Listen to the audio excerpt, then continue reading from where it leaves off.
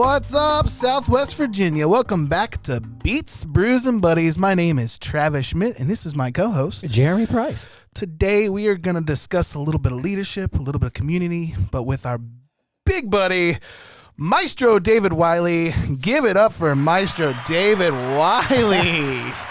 Wow, thank you so much, my friends. Good to be here. Thank you for being here. Thanks for coming. Appreciate it. You know, Maestro, before we get started and read your bio and even start in the questions, we like to pop open a brew. Jeremy, what are we drinking today? Man, well, you told me Maestro wanted the Vienna Lager, and it's one of my favorite beers. Vienna Lager by Yeah, Devil's man. Backbone. So little cheers to everybody Cheers. today.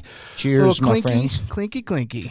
Absolutely. And notice the Beats, Brews, and Buddies koozie. Yes. That's the only one in existence. Hit that picture there, Ryan. Hit that picture. So, for those of you that don't know David Wiley was raised and trained initially in Boston. Dr. Wiley has conducted such acclaimed symphonies as Atlanta, Buffalo, Cincinnati, San Francisco, Milwaukee, Indianapolis, Minnesota, St. Louis, Oregon, Hawaii, and Utah, as well as in dozens of other countries in Asia, Africa, and Europe. Man, well-traveled, like all over the world, man. That's global. Recently, Wiley had made his debut with Boston Pops as conductor, composer, and piano soloist in Boston's historic Symphony Hall. Man, that's awesome. That's super cool. Wiley enjoys a multifaceted and in-demand career as an orchestra builder, guest conductor, arranger, educator, and chamber music collaborator, and inspires and engages both orchestras and audiences. Wow. Hit that second paragraph for me. Oh, I thought I had the first paragraph. You did, and I took it from you, just so. Blossoming under David Stewart Wiley's energetic and committed leadership since 1996, the Roanoke Symphony Orchestra has experienced continued artistic growth, program innovation and expansion, and increased financial stability. His tenure with the RSO is a remarkable success story. With consistently stellar reviews, a diverse and impressive list of guest artists and composers, and innovative commissions of new music. Wiley is an engaged and active community partner and recognized celebrity, having been named Roanoke's 2015 Citizen of the Year for his outstanding service and outreach. David was part of the leadership team who traveled to Denver as Roanoke received its 7th All-American City Award. 7, really? 7. I didn't know that. Wiley actively partners with schools and numerous arts and civic organizations, and the RSO and Wiley received a prestigious Distinguished Music Educator Award from Yale University for its partnership with the city schools. The RSO produced a live TV broadcast and collaborates with the WVTF Public Radio to broadcast many of its concerts. His energetic work bringing classical music to youth and minority communities has been steadfast, and he was honored by the NAACP as the Citizen of the Year in Arts for his service. God, I love that. Love that. The national chapter of MS Society recently honored David and Leah at their Dinner of Champions for their civic leadership and service. As a solo pianist with diverse classical pops and chamber music experience, Wiley has performed with numerous orchestras in the United States, including Boston, Minnesota, Indianapolis, Oregon, Honolulu, Wheeling. This is Wheeling, right? And West Virginia, performing major concerti by Baroque and contemporary, and often conducting from the piano, which is, I wanted to read that personally because I have gotten to experience that with you, and the telecommunication that this guy has with his non-verbal communication is phenomenal. So as a behavioralist, I appreciate that. So kudos. He has appeared in recital and chamber music, which is a chamber music appearances in Russia, China, Romania, Germany, Hungary, can't speak, Italy, Czech Republic, and Bulgaria. Numerous operas and ballet performances include the Aspen Opera Theater, the IU Opera, and the Moscow Ballet. And I wanted to conclude that you have collaborated with a remarkable list artists, which I think is really important for our younger listeners to hear in not only the classical and pop world, but from Leonard Bernstein, Billy Joel, Mercedes Ellington, Kool and the Gang, let's go, Aaron Neville, Michael McDonald, Jennifer Holliday, Bernadette Peters, John Williams, Jesse Norman, Bruce Hornsby, Lou Rawls, Andrea Watts, and Marvin is Hamlish? Yeah. Okay. Man, did I do well at reading those names? I'm so proud. It's good. I think that's enough. But you left out that I got a coaster that said Beats, Brews, and Buddies. Oh, did we leave that out? Yeah. We need that picture. Going through there.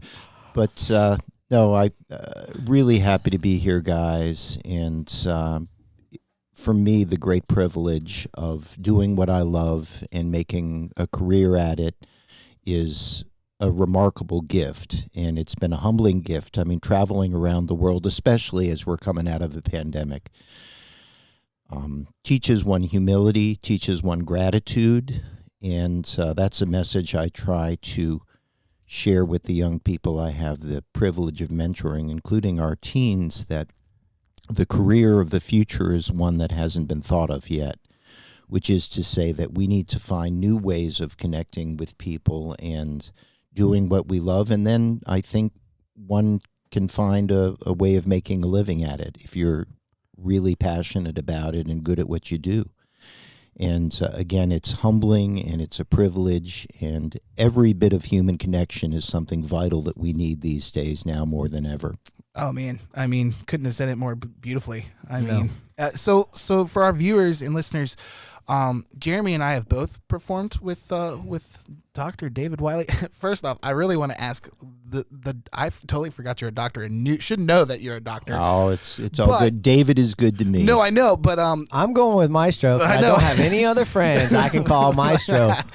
So I'm doing it. So I'm gonna touch upon the humility and humbleness that you have. I'm gonna share a quick story. For our younger listeners, we've made light of the fact that I am a type A personality and I'm very organized. Well, I messed up, guys. I messed up a few months ago, and I double booked myself accidentally with David Wiley. And this guy, who I believe and wholeheartly would say is a leader in this valley and an icon musically for all of us here, and not only am I blessed to be interviewing you and having you on my show, but I messed up and double booked myself, and instead of getting mad or angry at me, he was like, it's no worries. He was so chill, and it was like, that was a very humbling experience for somebody who is trying to make his name in this valley and trying to play different gigs. And when you mess up like that, know that there are people out there, friends, that are gonna be just as kind and as loving and as important and valued as you are as a member of our society, that will do that and be kind to you. And I just want to start the podcast by thanking you for that. I'm sure you were not ready for me to do that and call that out, because I know it's not a big deal to you, but it was for me starting, and I really appreciate that humbleness. Well, you're a good man, and both of you guys also bring so much to our region in different ways, and we're all just part of something larger than ourselves. I think about that with the Roanoke Symphony now in our 69th season. Oh my gosh. I'm only the fourth music director in the history of this orchestra, and the two men and one woman that came before me paved the way. And one of the things that I like to share with business leaders, with younger students, is that a conductor doesn't make a sound when you're conducting. It's about inspiring those around him or her to do their best. We are facilitators. We are living in a world that is an anticipatory art. And what I mean by that is that I have to telegraph my intentions as a conductor before things happen. And so that requires primal gestures, really thinking ahead and thinking on multiple levels while I'm working. I hear a symphony in my head. I hear the reality happening in front of me with the symphony and chorus or soloists. And then I have to find a way with my gestures to shape those two different things to match, for the circles to come more closely together. And there's also a great deal of trusting one's colleagues. One of the things that I learned very quickly by working with great orchestras like a Boston Symphony or a great European orchestra is that they can teach you as much as you can teach them if you have the humility to accept that gift. And knowing what you don't know, knowing where to be involved and where not to be involved. I mean, Jeremy, you and I were talking about parenting, right? Half of it is knowing where to say exactly nothing and just be. Back up. Right, just back up. And where to really be engaged and where we're needed. I also say that leadership is something that happens when no one is watching. It's about the visit to an inner city school. It's about a conversation with an elderly patron after a concert that has lost a loved one and was deeply moved and needs that human connection. Because if there's one thing that I've noticed during the pandemic is that we have lost a lot of our ability to properly socialize and express our humanity. We're on our devices, we're behind masks, we can't read lips and see facial expressions. Mm-hmm. And so I noticed with the pre-concert conversations that I do with each of the concerts, there was more talking, people coming in, and normally they quietly take their seats, and they were relearning how to be social in a large group. And even the applause that happens with some concerts at the end sometimes happens almost as if they went into a trance and now they're coming out of it and trying to figure out, how do I express something unexpressible as an audience member? And so we need to accept that. We need to be patient with one another. We need to love one another. We need to love our audiences. And even the musicians who have been locked in practice rooms and their living rooms, and basically the only communication they've had has been with their pet for a long time. I noticed that with the musicians in New York, with Long Island. I mean, some of them had not gone out for months except to get vital food and medical stuff. There was a real recovery from trauma.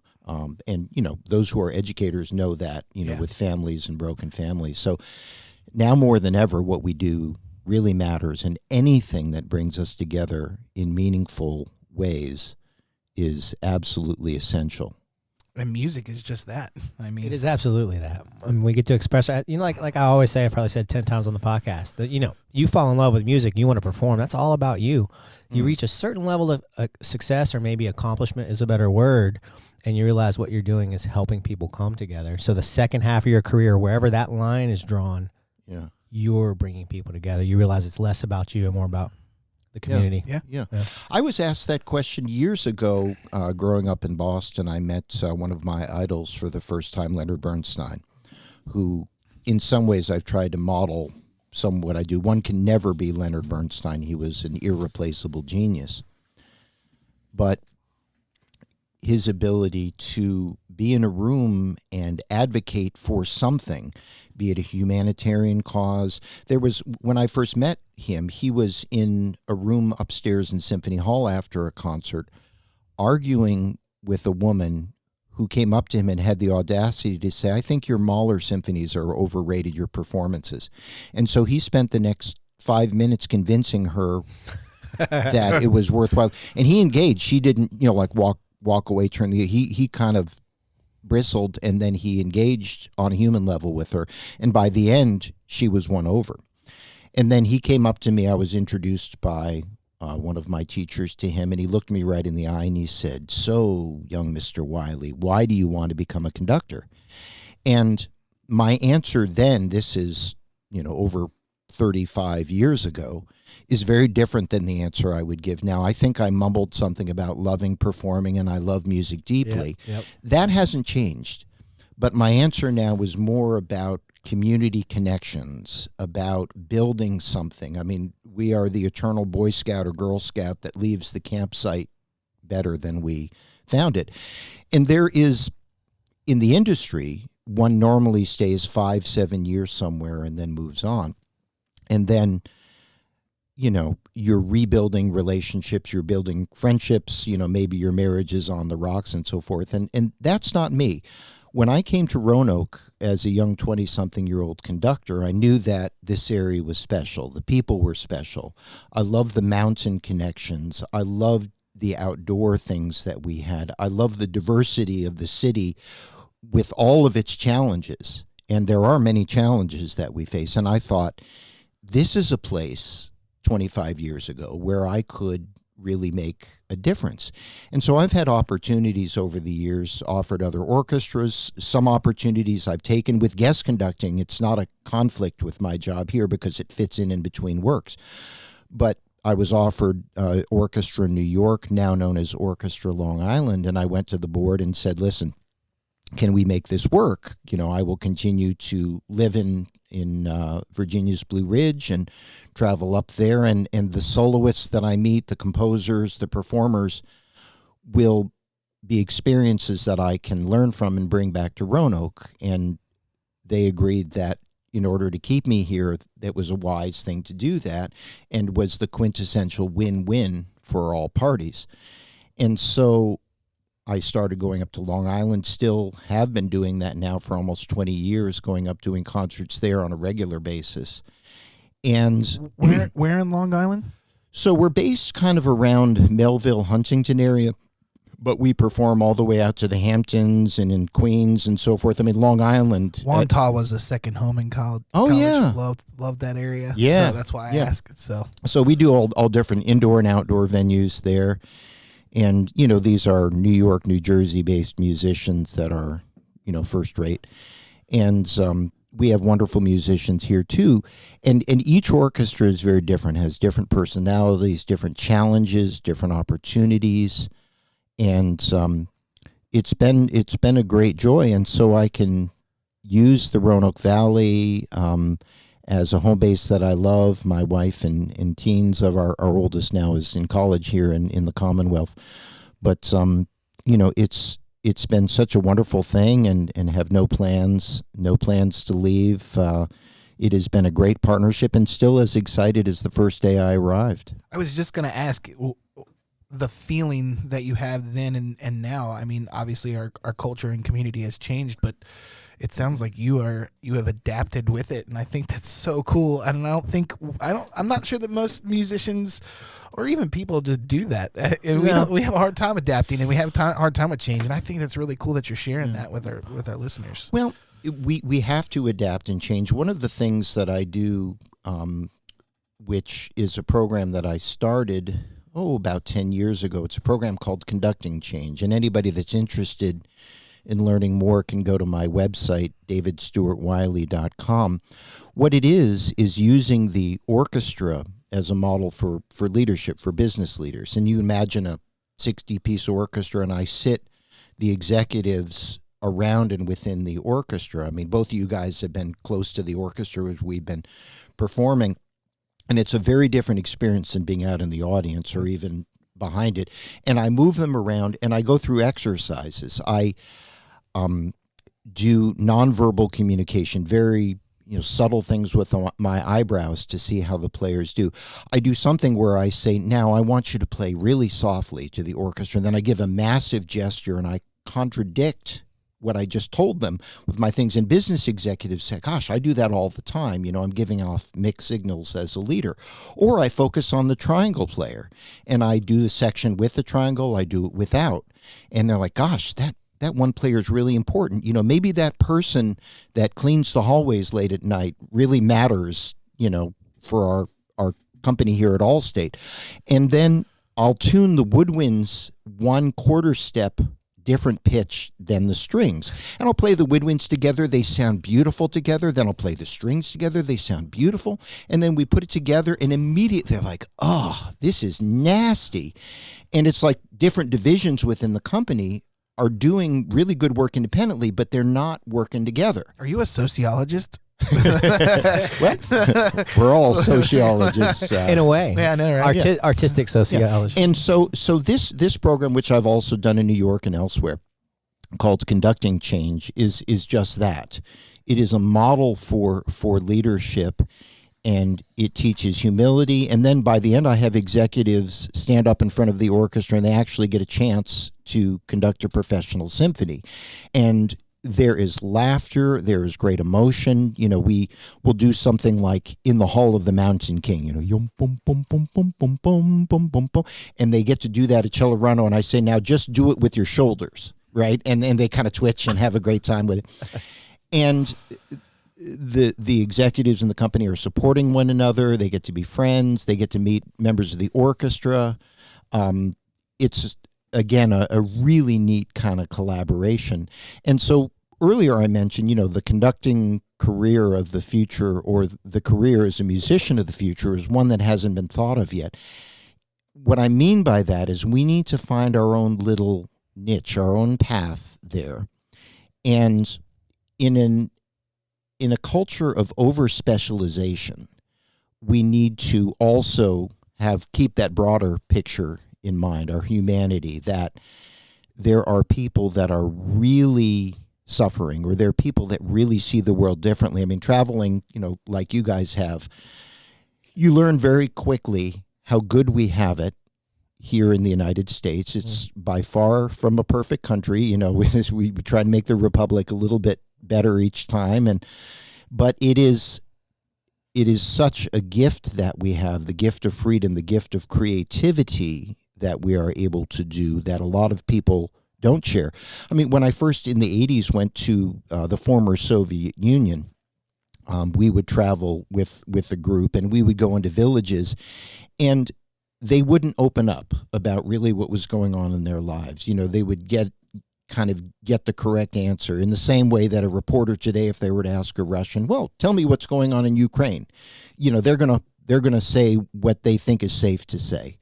But do a perform, some Gershwin from Porgy and Bess, or Amazing Grace, or some new, contemporary piece, and then after the second glass of vodka, they will open up and say, I really wish we could, and so you kind of get a real sense of the great humanity, for example, of the Russian people that I met back then, and that they are disconnected from the leadership, and that they are suffering, and but they have to be careful about what they say, how they say, and where they say it. And so the freedoms we take for granted here are irreplaceable. You are saying a lot of stuff. I'm sorry, I have to interject. I'm glad you are. I'm reading a book now by author Arthur Hull. Familiar with anybody?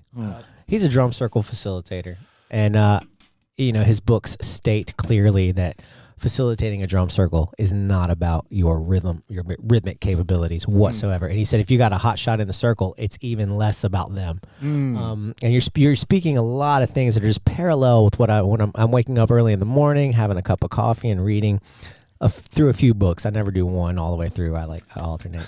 Yeah. And he's mentioning all this stuff, and we could go back 20 minutes, and you're just echoing a lot of things that I'm reading every day. But he spoke to the first drum circle that he knew of in Red Square in Moscow, and how in that moment in time, everyone came together.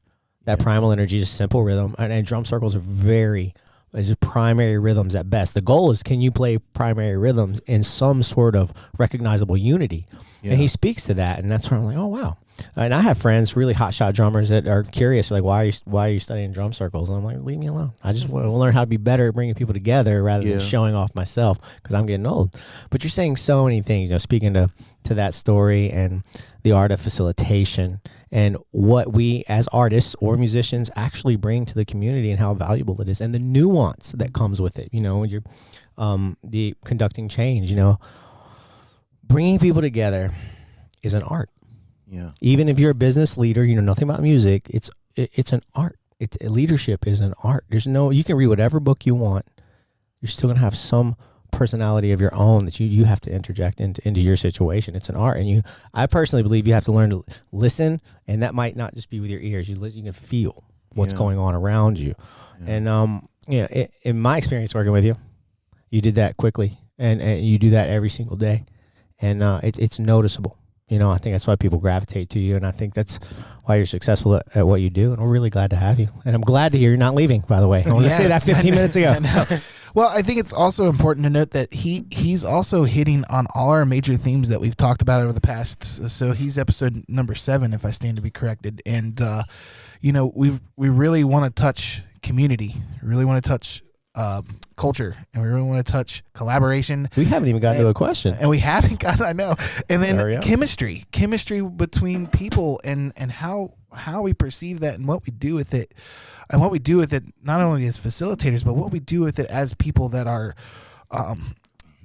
following the facilitator. We have an important role too. And for you to recognize that and to be open to those ideas of change and working with people, it's truly beautiful. And I really hope you all are listening. Listen to this man. Listen to him. He's got lots to say. So, well, one of the things that I've discovered is important for me, and maybe it's true for you guys and for the listeners as well, is that to grow, we have to move ourselves out of our comfort zone in some ways.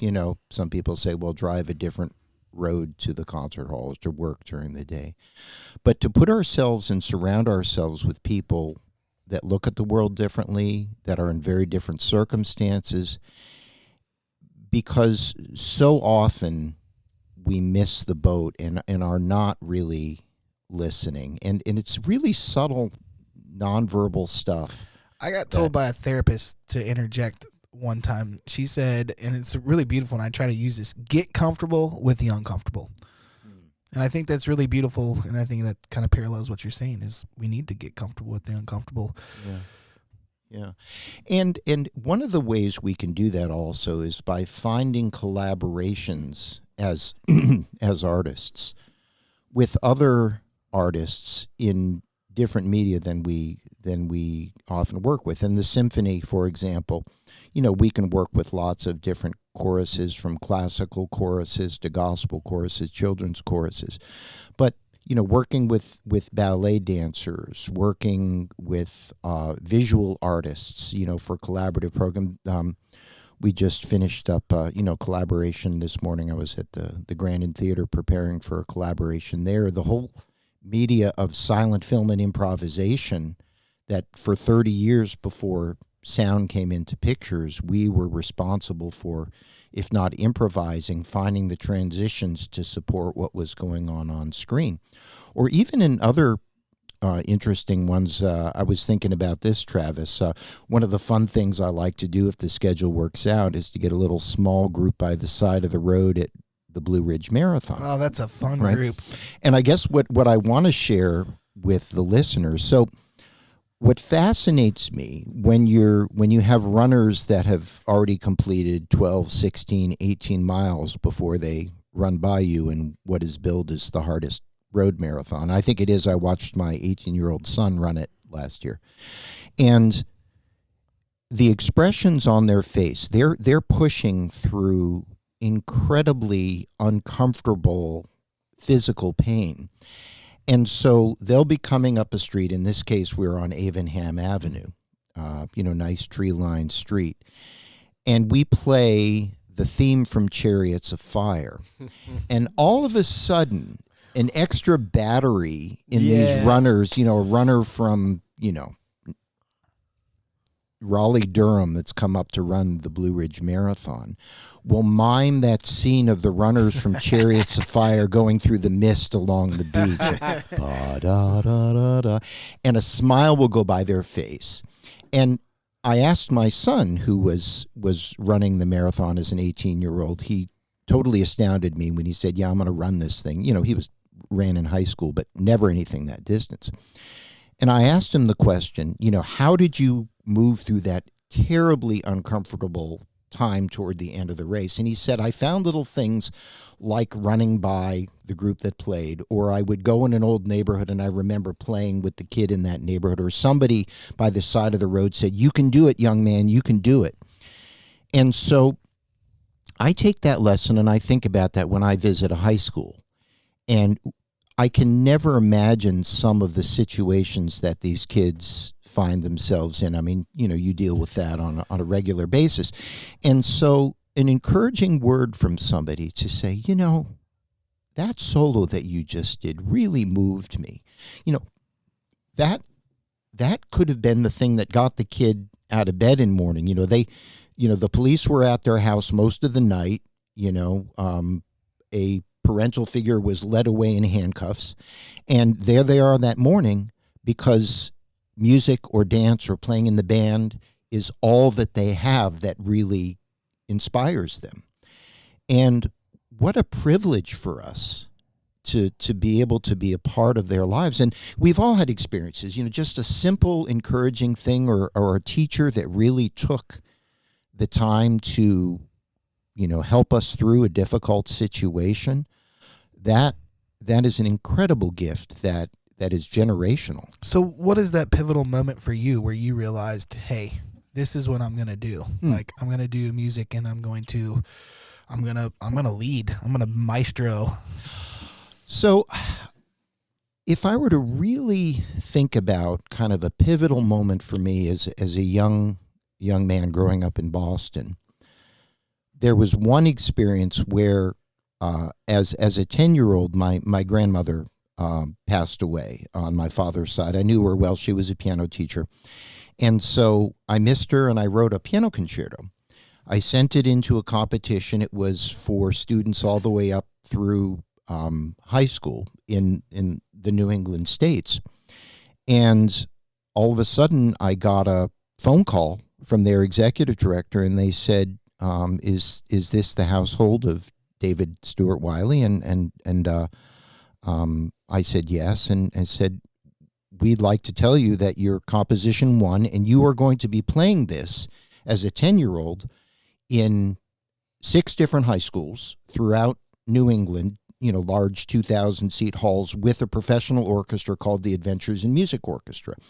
And the conductor was called a man named Newton Wayland. And so he took my piece, and we had a 60-piece orchestra, and there I was playing the piano solo with a piano concerto I had written in memory of my grandmother, surrounded by a sea of these musicians. And I will never forget the hair standing on the back of my neck when the piece started and he raised his arm as the conductor and it came down, and the sounds that I had only heard in my head, leading up to my 10th birthday were being played on this stage. And I was astounded at how great the musicians were, how well they were playing together, how immediately with almost no with zero talking on their part, they played so beautifully together, and they responded to what I did as a pianist. And the conductor did that, and he looked down at me and smiled, and then I turned, and there were 2,000 high school students roaring at the end of this.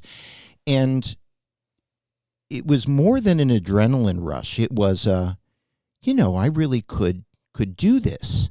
I could really do this. This is something, I played baseball. I loved to ride my bike. I swam and stuff, but I'd never felt anything like this.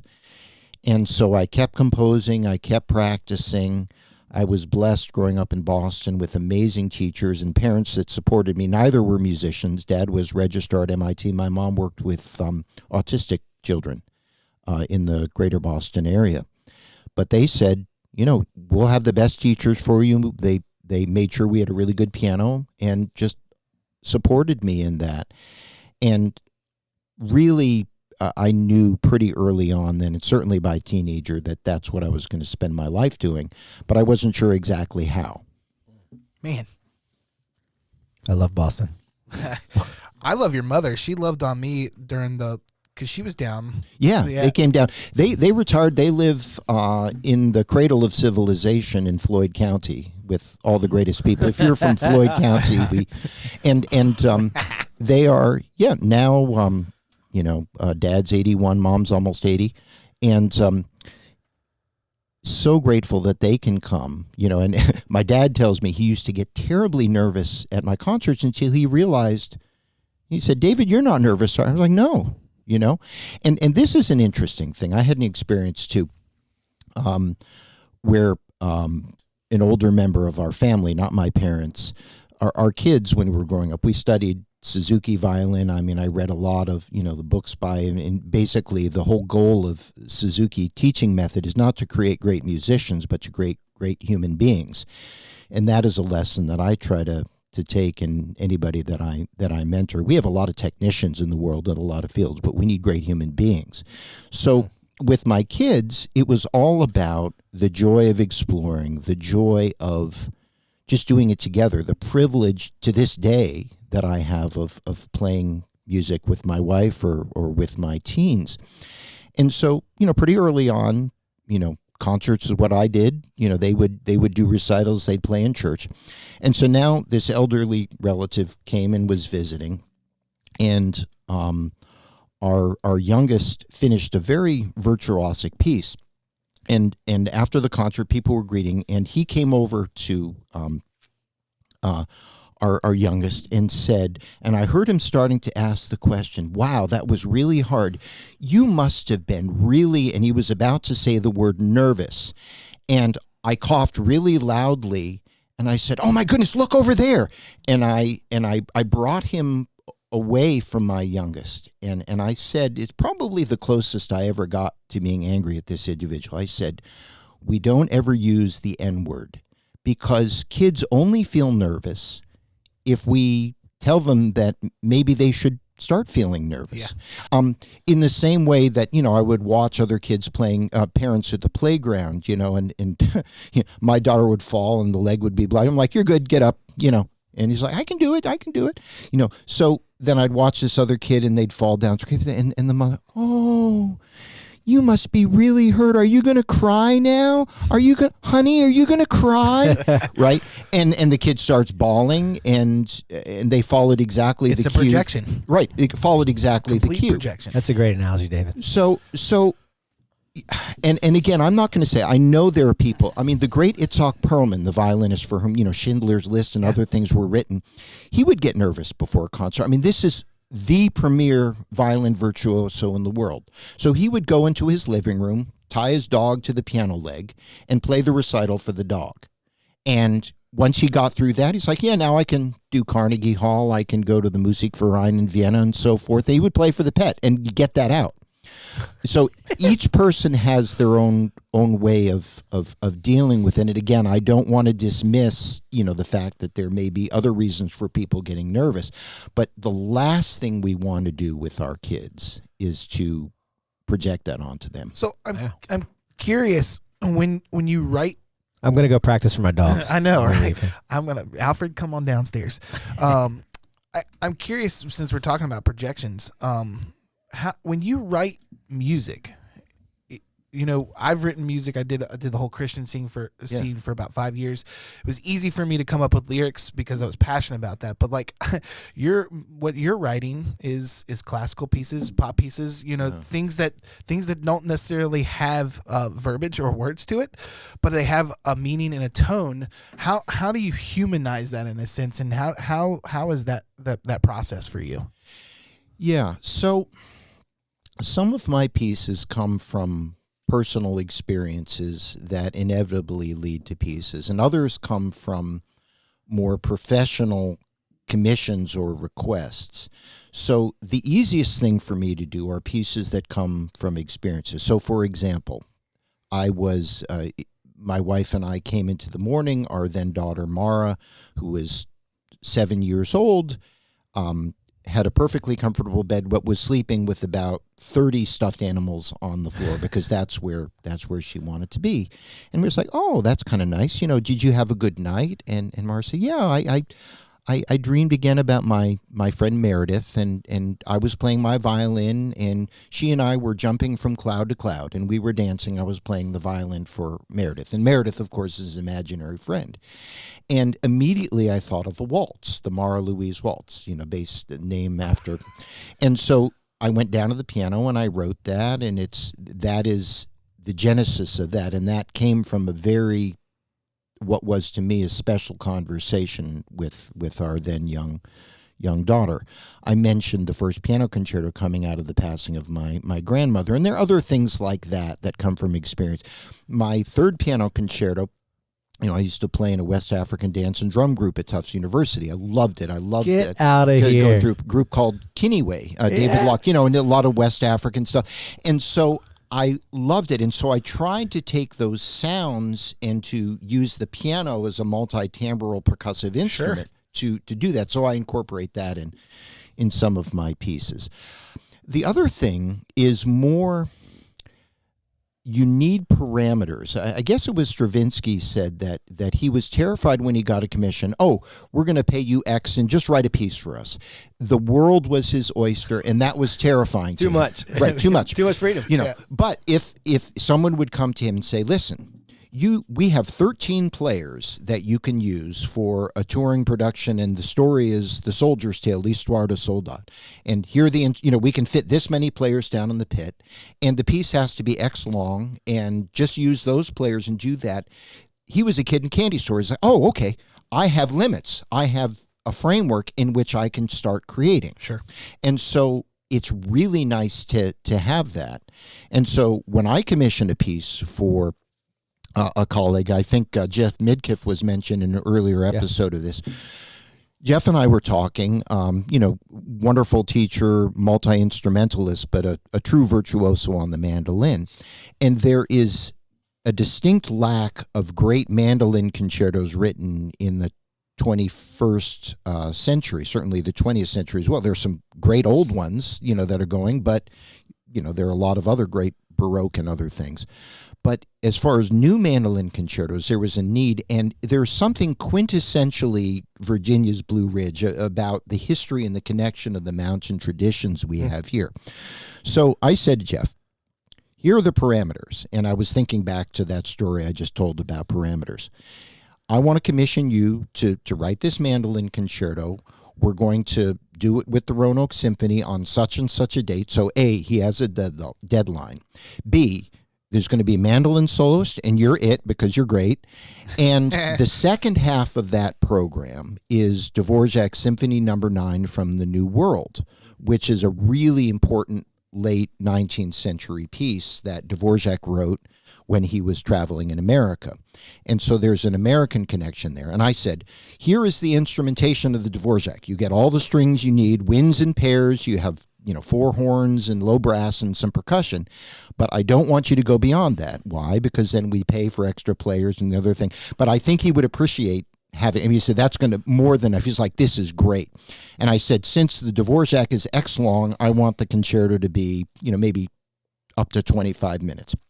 So Jeff brilliantly fulfilled all of the criteria. This piece was an immediate hit with our audience and went on to be performed by Jeff at the Kennedy Center, won some national prizes. And so every time it's performed all over the country, people read the commission and say, oh, that was done here in our region. And it spreads what we're doing. But I gave Jeff those parameters, and he did tell me that he appreciated doing that. And then it was so successful, we did a double concerto with our concertmaster and mandolin that he wrote a couple of years after that. And so we're trying to create a Virginia's Blue Ridge orchestral, sound. And that's one of my long-term goals over the years. I do new works that tie into our region that really only we in this area can do. And certainly since we commissioned it, it's original. And that's something that I can do that even the New York Philharmonic can't do, or Chicago Symphony, because they have different culture. Maybe in St. Louis they would, commission a great jazz artist. Maybe if it was in California, they would find a California-based composer, that would do something special. But this is something that I can do as music director. I can commission Jeff Midkiff to write something that will be a lasting part of the repertoire, and that's a privilege. I'm getting chills up in here. Are we getting chills? I don't know if you know this, David, but so I was 25. Was that 25? 25 when I got my quote-unquote break. I got to go perform with Stomp. Yeah. And I did for 17 years. I directed it for a while. And I spent a lot of time playing drums and then every other instrument I could after 9 o'clock because Dad would cut me off from loud stuff. And I'm glad all that happened. But then I, ended up touring with Stomp and playing everything but real drums. Mm-hmm. And it all transferred. And I learned more about how an audience receives you and what you're presenting on stage to the audience and the theatrical part of it all. I learned so much, but I spent a lot of time in Boston. I was there for a year. Yeah. So I just wanted to tell you that. And I never enjoyed the music that I was born and bred into. I didn't like it. I grew up liking hip hop because I was a break dancer. I liked how music made me move. Yeah.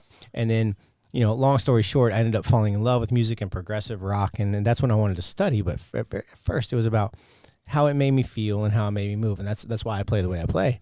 I didn't appreciate where I came from until I went and traveled with Stomp for a few years and then came home. Once I learned about, I had some fantastic Brazilian guys with me. I had some West African influenced guys, not from West Africa, but from the DC area, which is full of West Africa and go-go, for you guys that don't know. Yeah. And all these things, I didn't know how rich my culture was until I left. And to hear you talk about that with Jeff and to say things like, you know, these are relatively bold statements that we can do that here, the mountain music, the mountain culture. We can do that here because it is here.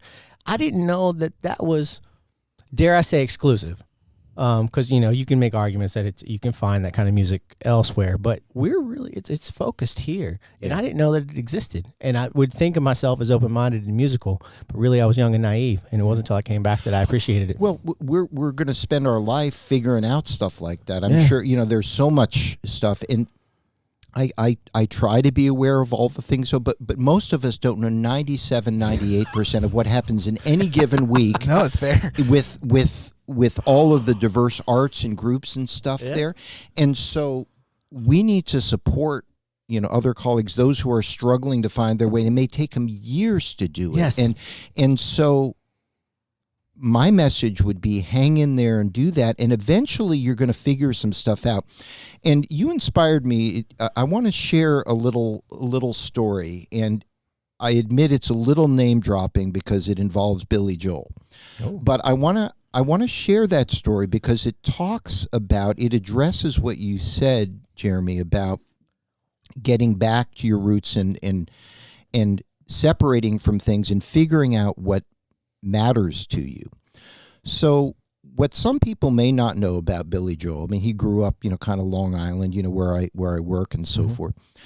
But he loved classical music and kind of did that. Didn't have significant long sustained training because he was so gifted he could pick up stuff by ear and one of the great songwriters and so forth. But as he aged and dealt with some demons and made hundreds of millions of dollars touring, doing his stuff, which he still is, he was missing something. And so the story, here's the story, and here's how I had a conversation with him about that. He knew what we were doing with the orchestra in Long Island, then the Long Island Philharmonic. And out of the blue one day, my cell phone rings and it says William Joel on it. And I say, hey, this is David speaking, you know, and he said, hey, Billy Joel. And I said, hey, how you doing, man? And he was like, you know, I'm good. I wanted to talk with you about a project. He says, I'm writing this piece called The Great Peconic. And I knew that the Great Peconic is a body of water off of Long Island, and that Billy not only loved great cars, but had some boats and was really committed to sustainable fisheries there. And he said, I want to write this orchestral piece. You know, I've been messing around at the piano, but I don't know the instruments and things that you do. And, you know, you guys are doing great work, and I know you compose and do piano and conduct. Maybe you could help me you know, get this piece out there. So my response is, screw you, Billy. I didn't say it. I said, yeah, you know, love to get together. You know, I'm in town for a concert this week. What works for you? And he gave me the address, which is not really the poor part of town for Long Island. And I drove and got to these gates, and he buzzed me in, and I came up, and this is kind of the fun story. So then he said, you know, all of these other concerts, you know, I love doing my music and stuff, but my roots are classical, and I didn't realize how much I missed that. and how much I really wish I had studied some other things so I could incorporate those sounds into my pop things. Because remember, he's being paid millions of dollars per night to do the same stuff again and again and find different ways. And he said, I want to write this piece. And so, here are my ideas, and I think some of them work. And I said, this sounds great. So we're sitting there at the front entrance of his place, and I said, now you're surrounded by a lot of people that blow smoke. And I said, I'm going to tell you exactly what you think, what I think of your piece, and he said, that's great. That's exactly what I want. Give me some constructive feedback, kind of be gentle with this and that. And I said, sounds great. Where would you like to do this? And so we started walking through his house, and we pass a room on one of the long corridors, and I look over to the left, and this room opens up, and there are glistening swords all over the wall. Like 100 of them. I mean, like samurai swords, like, King Arthur's swords, every possible kind of sword. I think the episode title just changed. Game of Thrones. No. Glistening swords. It's like that. It's like Cersei's thing, right? So I'm looking there, and I kind of pause for a second. I stop the walk, and I say, gosh, Billy, you must really like swords. And he looked at me intently and almost a little angrily. He said, I hate the damn things. And I'm like, oh, you gotta. So he said, yeah. So I'm doing a collaboration with Sir Elton John, and somehow he gets wind that maybe Billy likes swords. So Sir Elton sends him a sword. And then, the Sultan of Brunei, he's doing a concert somewhere in the Emirates, he's like, oh yeah, so I'm going to send Billy a sword. So he's getting, these swords delivered, and he tells the housekeeper, just put him in there, right? So that's a little aside, literally, as we're going down the hall, all right? So we get down to the end of the hall, and we open up into what I perceive to be an Olympic swimming pool area in the house, except that there's no water in there. It's been covered over. There are two massive grand pianos in the middle, and ranks of organ pipes on either side of the room. And I realized that this was an Olympic swim. He said, yeah, I turned this into my music room, right? And there's a kid over here and some basses and stuff. They rehearsed with the band. And so he's like, is this going to be okay? Can we rehearse here? I'm like, that sounds fine. So, he sits down on one piano and the other, and he pulls out, some of his notes for the great Peconic that he's working on. And so the next hour or so we spend, it was a great joy. He's like, I was kind of thinking, what would this sound like? And I was like, I don't think you want this instrument here because the piccolo can't go that low. But you might want a bass clarinet here for this sound. I'm just throwing out ideas. Oh, that sounds great. So we're working on manuscript, and the phone rings. He goes out and calls somebody, and we're back doing that. And then after a while, it's like, hey, let's take a break. So he plays the organ ranks on one side, and we're like bouncing back and forth and doing that. And we ended up finishing this piece and doing some revisions of it, and we did it in New York, and then I brought it back to Roanoke, and we did it, I guess it must have been 7 or 8 years ago, something like that. But he said he was so happy to be surrounded by classical music because he missed that portion of that with his childhood. And now, especially coming out of the pandemic, and kudos to him, he paid his band throughout the pandemic, even when they weren't doing those weekly Madison Square Gardens. He paid them their full salary. Really? Yeah, he's a mensch. And now they're back. Now they're back doing the regular gig, and he said, I'll just keep doing them as long as they sell out until the cows come home. Yeah. Wow. Thanks for sharing that. I'm speechless. Like, I don't even know what to say. I don't even want to ask a question. Man, how awesome that you share that with everybody. Like, and it sounds like he was just as humbling, loving being as you are. So, well, except for he's got lots of swords. Yeah, he's got.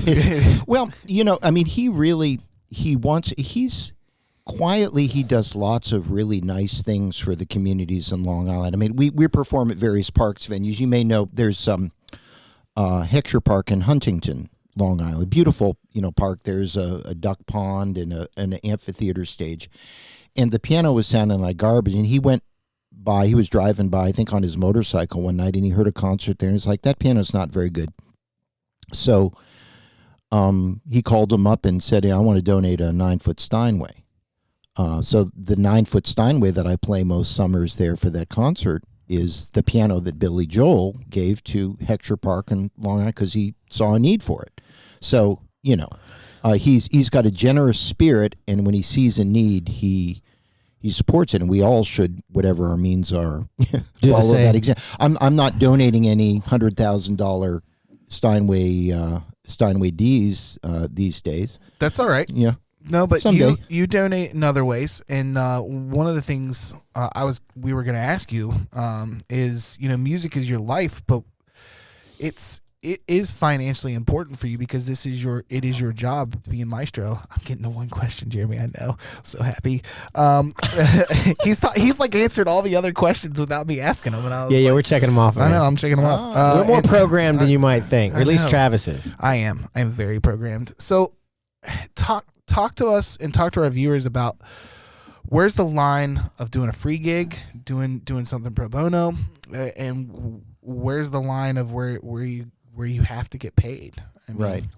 So each performer, each artist, we have to find the line that is comfortable for us. My first thought is to never undervalue what we do. There are absolutely times where it's more than appropriate. It is an important gift to be able to donate what we do. It could be for a cause that we believe in, somebody who's hurting, so forth, but not sell ourselves short for gigs for which we should be paid. Treat ourselves as the professionals we are, in the same way that, if somebody's having a big, extravagant $40,000 wedding, they're not going to think twice about paying the caterer or hopefully the photographer, the florist to do that.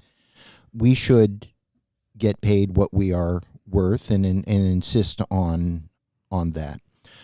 I've been incredibly blessed that, a lot of conductors are well paid for what they do. And because I have income from a variety of sources, have the privilege of donating certain things. I've also learned to be better about saying no to things, and if it's being asked in the wrong way. Oh yeah, we're having a function, David, I want you to play some background music. No, I'm not going to do that. I'm the music director of the Roanoke Symphony, and that sends the wrong message about the importance of the service and the work that I do. But if it's, something for Gentle Shepherd Hospice, over the years, I've developed deep friendships and partnerships with people. I donated to a nonprofit an evening playing piano in their home. There was a chef that was going to do dinner for that, and my wife was going to sing, I was going to play. That ended up being a function with a tent outside for 200 people. It was supposed to be only 10, but I gave permission for it to be 200. There were elected officials there, and the person that purchased us for the nonprofit, I'm not for sale, but the donation for that is a lot of good came out of that. And the relationships I made at that party have led to incredible connections for the symphony and sponsorship and business partnerships. And that is the way the world works. It's about those connections. Well, I think it's important to share that my first gig with you was at Patrick Henry High School with their symphony, and I got asked to play drums, and you were conducting and playing piano as well, and we played at the Jefferson Center, and we also played at Patrick Henry. Yeah.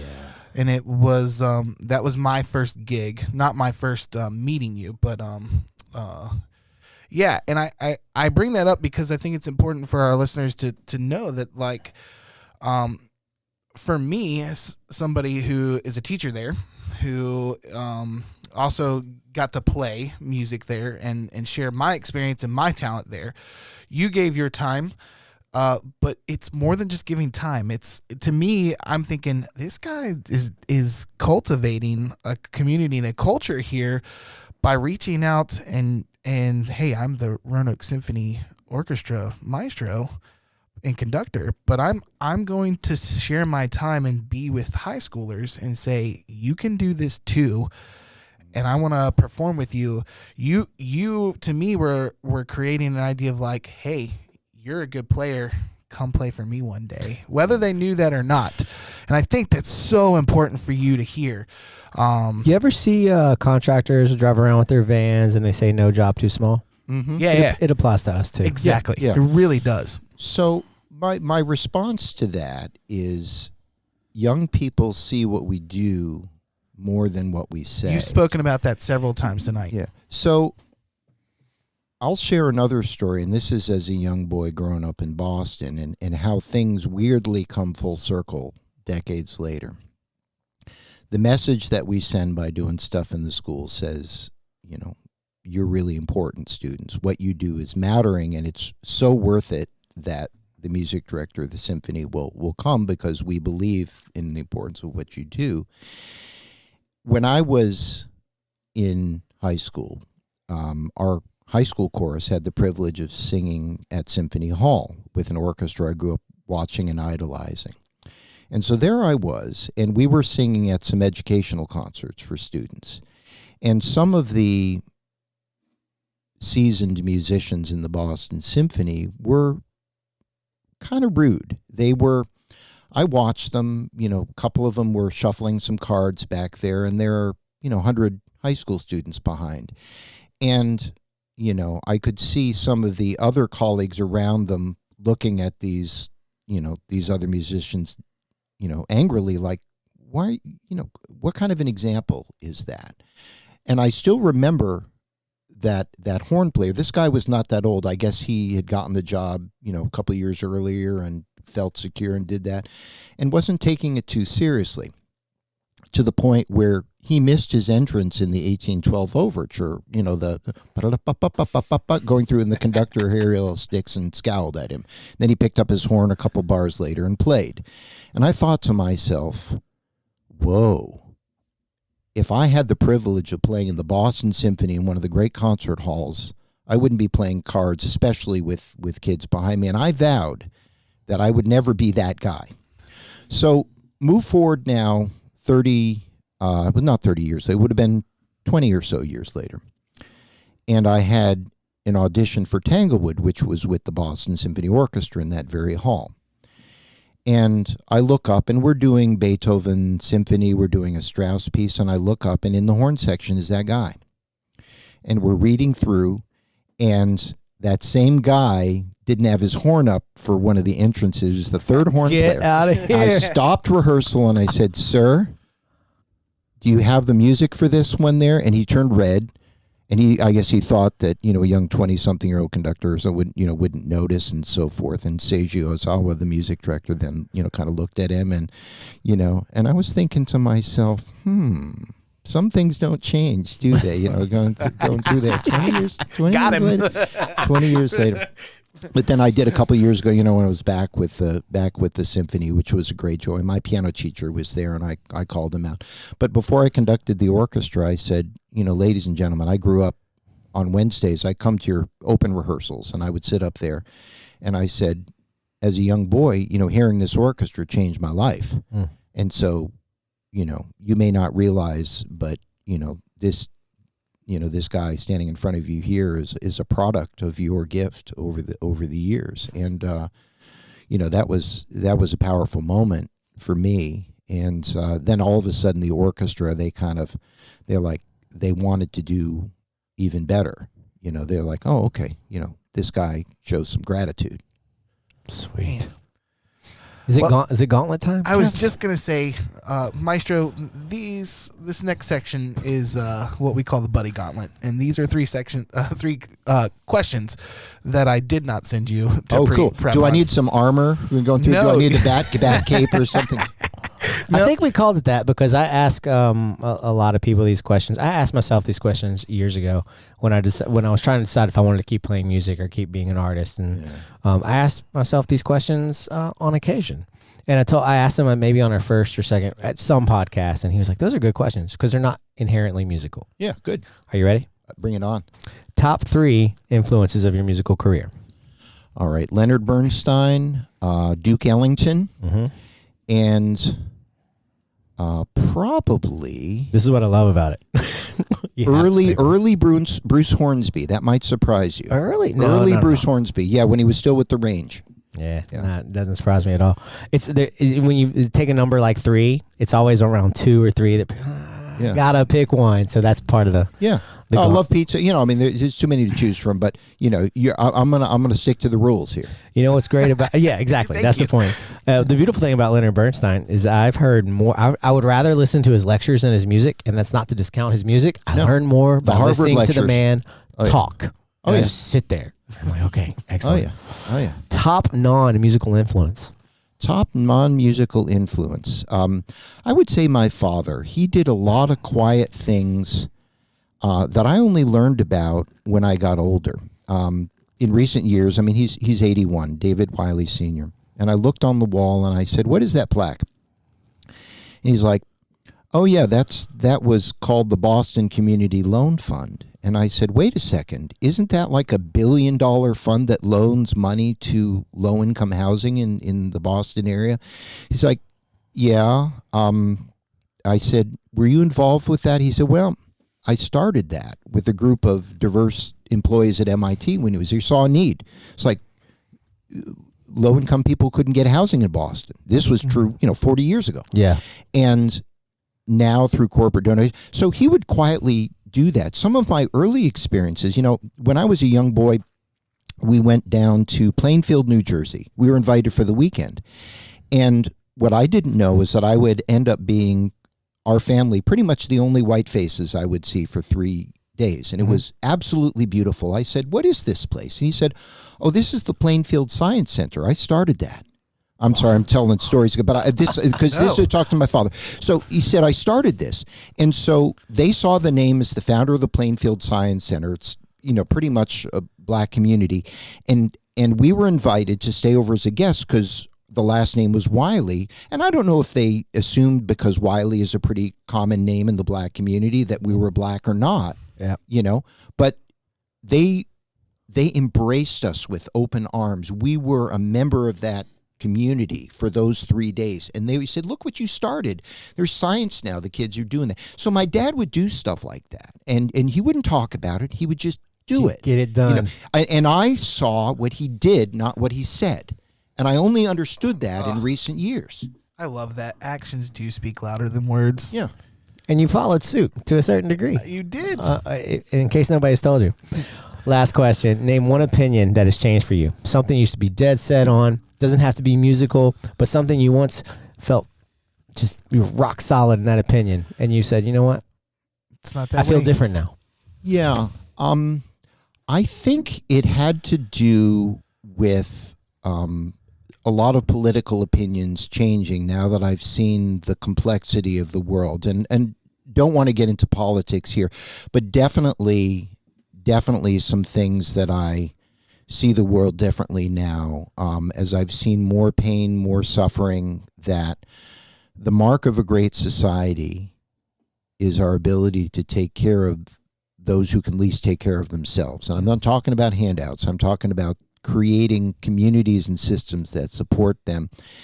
And that my feelings on how to do that have really changed over time. And that's a whole nother 5-hour conversation. That's beautiful. So I'm going to add a fourth question.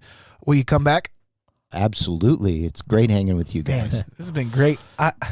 I feel like I've just learned so much. I'm like a kid in a candy shop just sitting here just waiting to pick something. I think coming to do the podcast with us, we're trying to grab musicians from all walks of the art, and it's great to have you here. Thanks for coming. It's great to be here, guys. Thanks for having me. No, so at this point, we want you to plug what's coming up in June or July for you, and then introduce the song that we're going to play. We're going to do Concentric Circles. All right. Well, I mean, we do so much throughout the year with the Roanoke Symphony, but probably the next one in close proximity would be on our pop series, Friday, June 19th at the Salem Civic Center. This is part of our Picnic at the Pop series, and that is we play with a tribute band for the Eagles, but full symphony charts, so, Hotel California's on there, and just like doing a podcast with you guys, you can check out anytime you like, but you can never leave, So that's on the program. No, you're not allowed to laugh at my jokes. You'll only encourage me. But that's on. And then Elmwood Park, it's our free one. I think we're looking at Saturday, August 27th, 22 for things. And during the summer, I'm off elsewhere doing lots of different things and creating havoc around there. My parole officer lets me wander Let you out, loose a little bit. Is that your wife? Is she your Yeah, pro? exactly. Yeah, I have one too. The boss. So, any event, and then we have an exciting season coming up. And as always, rso.com. You can check stuff out, and we'd love to have you. If it's been a while to be a symphony, be at this with us. The symphony, it's for everybody, man. We'd love to have you. And you guys need to check him out at his website, davidstewartwiley.com, correct? You got it. You nailed it. You nailed it. Thank you. So you asked me to set up the piece.